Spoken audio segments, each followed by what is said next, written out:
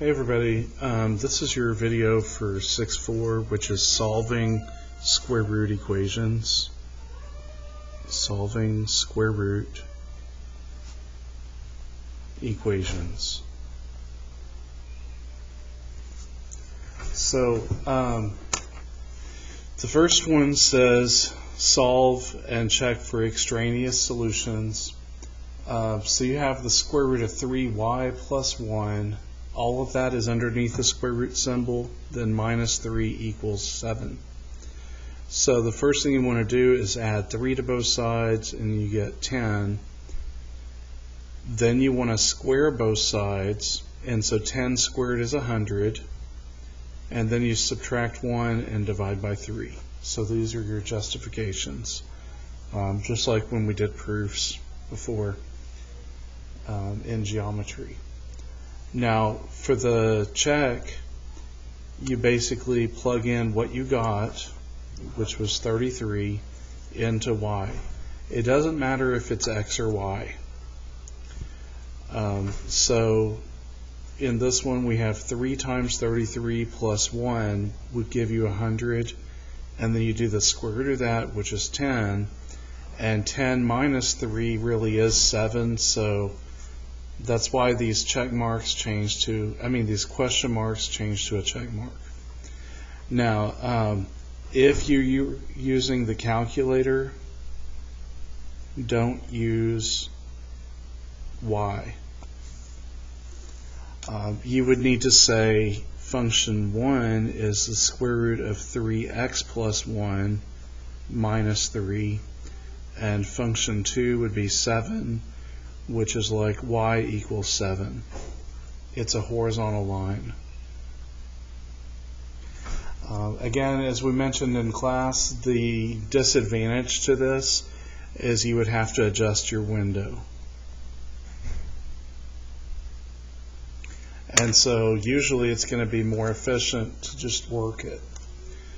But anyway, let's try this with graphing. And so we say square root 3x plus 1. Then we go outside the square root by pushing that little right arrow button. And then I do a minus 3. Then I do a down arrow to get to function 2. And then I put 10. 7. I push 7. Enter. So the 7 doesn't show up because the window just goes to 6 2/3, and so you could change this to 15 and see it, and then you'd have to change this a little bit. You see where it has a little finger pointing? You double click there and you could put in a different number. I'm putting 50, and so I said x max is 50, y max is 15, and it showed a good window where they cross. So then you go menu, analyze, intersection. So menu, analyze, intersection.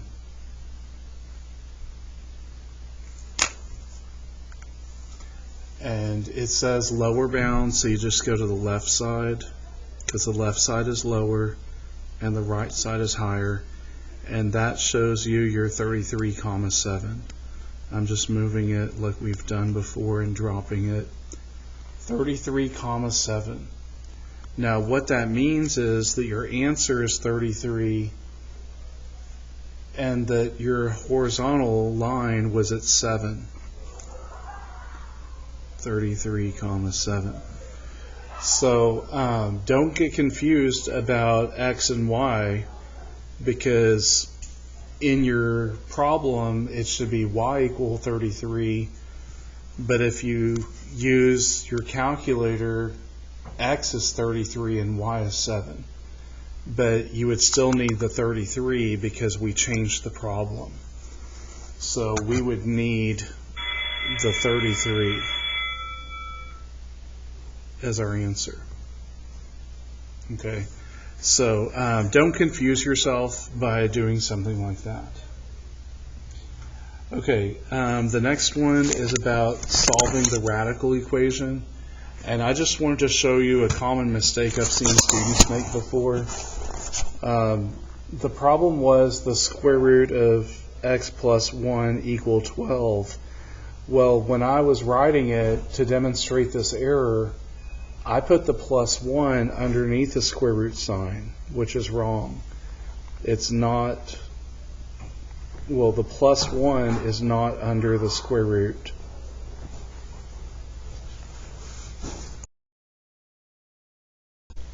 So again, the plus 1 is not underneath the square root sign, so you're not going to say x plus 1 is 144 and x is 143. So that would be a common mistake. What you want to do is write it correctly with the square root of x and then plus 1 equal 12. So you subtract 1 to get 11. Then you want to square both sides and you get 121, which will be your answer. And to check it, you put the square root of 121 plus 1. 11 plus 1 is 12, so it worked. So that's how you work that one. Now again, you could set function 1 to be the square root of x and then plus 1, and function 2 to be 12, and find the intersection. You would have to adjust your window. I did this earlier, and your y max would have to go to like 20, because if it's 12 then 20 would work, and your x max would have to go 150 to see where it crosses. So just do the same thing we did before. Now on your next one, this is another one where you can solve it. Square root of x minus 7 equal 9. Add 7 to both sides, then square both sides, and so you get 256. And when you plug it in, square root of 256 is 16, and then 16 minus 7 is 9. So all those are pretty basic, and this is a very short Math Excel assignment, so that's 3 of them already, so that would be like 60% done. Now the next ones are a little bit longer, and on these it comes from 6.4.7-GC, and the GC means graphing calculator, so they really want you to use your calculator for this. And in this one it says, use your graphing calculator to find a square root function that fits the data in the table. So there's not a square root regression. You have to use power regression, since the square root of x would be x to the 1/2 power. So your formula is y equal a times x to the b power. The other instructions on this is just round to 1 decimal place.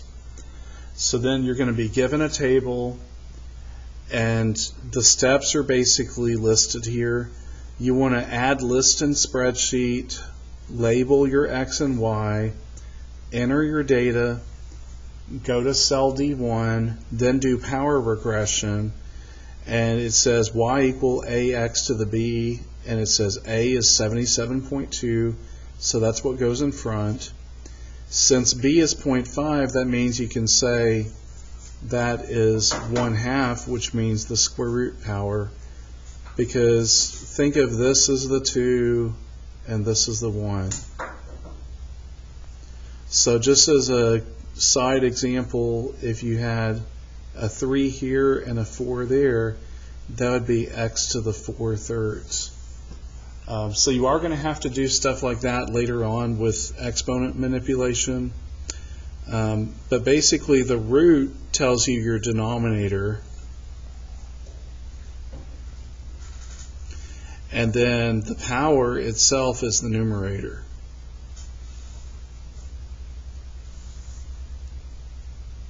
I'm just going to put NUM. And so that's basically how you do it. Now, those are your written instructions. Now let's actually do it. So the first thing is we do a new document, and we do add list and spreadsheet. So you don't use add graph, you do add list and spreadsheet. And that's where we put x here and y here, because remember I said label x and y. Now the next part is enter the data. Well, that means go to here and put in all your numbers. We've done this before with linear and quadratic regression. And then over here we have 256, 371, 402, 557, and 765. So now we've entered all our data. You know they're equal. Like you didn't put 5 x's and 4 y's. If you did, it'd say error dimension mismatch. But anyway, just enter your data. Then go up here and then go menu, statistics, stat calculations. So statistics, stat calculations, and then you do power regression, which is number 9. So on the calculator it has number 9, power regression, so you just push 9.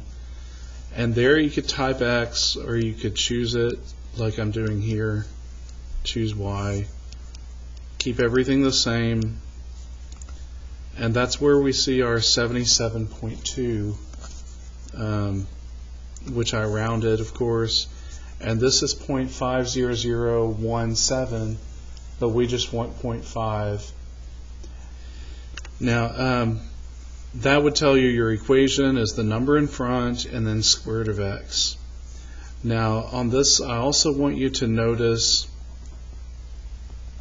r squared is 0.9999. That's really close to 1, and so it's nearly perfect. Nearly perfect regression. So if it were 0.6 or 0.5, that's bad. But if it's 0.9 or better, it's good.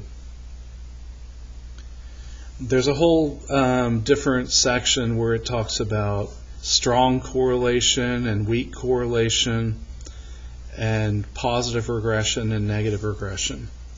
But we're just going to simplify it to this. Okay, the last one has 3 parts. It says biologists have found that the function y equals 137 square root of x minus 1970, where x is the year and y is the population, models the winter population of penguins since 1995. And it says find the year when there were about 736 penguins. So the easiest way to me is the algebra way. And so what I did was I set the 736 on the right side and I just solved, and there's all the work. So basically we divide by 137, square both sides. So I just kept this as parentheses 736 over 137 squared. And then I added 1970. So that's how you could do it, or you could use the ANDS button or ANDS feature to get it. So what do I mean by that? I mean if you do 736 divided by 137, it didn't give me a decimal, it just gave me the fraction. Then I want to square both sides, so what I do is either press the squared, so it says answer squared, or you can highlight it and press squared. And notice the parentheses went around both the numerator and denominator. So again, that gives us that number, and then you want to subtract 1970. So now it gives you that, and you got to change that to, oh, I forgot to add 1970. I wanted to add instead of subtract.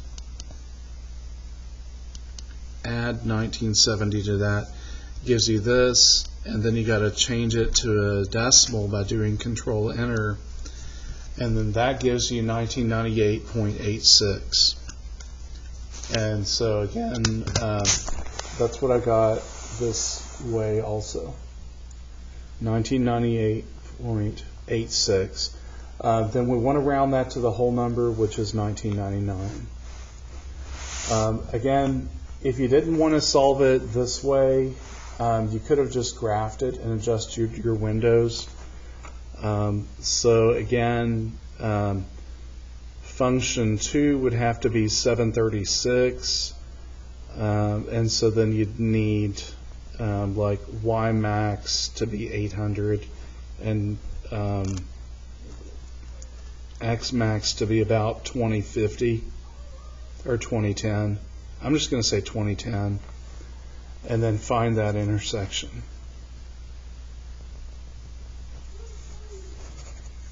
So those are my steps. Function 1 is 137 square root x minus 1970. So let's type that.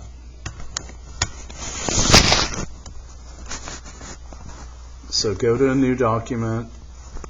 If you already know your function, you do add graph, not add list in spreadsheet. So add graph, and then you just type in your number, 137 square root x minus 1970. Then go down arrow to function 2, and that's 736. I press enter. It doesn't show up, but I know that 736 is a y value. So I double click it, click the 6.67, and I'm going to make it 800. So now I at least see my horizontal line. And then we're talking years here, so the year 10 wouldn't work. You have to change that to like the year 2010. And so then you can see where it crosses. From there, I think I'm going to have to do zoom fit because that's still too close. Or maybe I'll do 2050. Just try 2050. Yeah, that's a little bit better. So I am going to use 2050. So I changed this to 2050. So now you go menu, analyze, intersect between here and here.